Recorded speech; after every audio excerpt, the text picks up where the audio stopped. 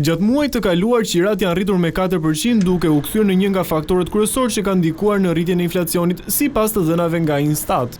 Megjithatë, sipas ekspertëve të pasurive të paluajtshme, kjo është një periudhë e favorshme për të marrë një banesë me qira. Tregu është plot për qira tani.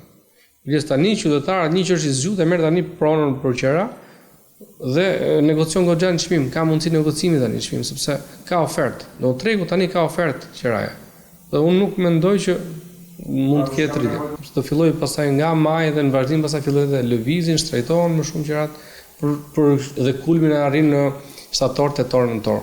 Sipas ekspertëve, zonat pranë qendrës kanë njohur një stabilizim të çmimeve, ndërsa interes në rritje po merr zona e Paskuqanit. Janë zonat që nuk kanë pasur shumë ndërtime kohë të fundit.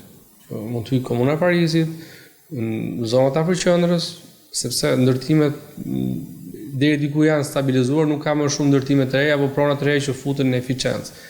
Pastaj prona zona që do ketë çmime më të mira, mendoj që do jetë zona e Paskuqanit, sa të fillojë të futet në eficiencë prona sepse ka goxha prona që po ndërtohen dhe akoma nuk janë hedhur në treg. Sipas agjendëve imobiliar, çmimet e qirave pranë qendrës për apartamentet të tipologjisë 1+1 variojnë nga 500 deri në 800 euro, ndërsa pritet që gjatë verës ato të rriten më tej të ndikuara edhe nga fluksi turistëve në vend.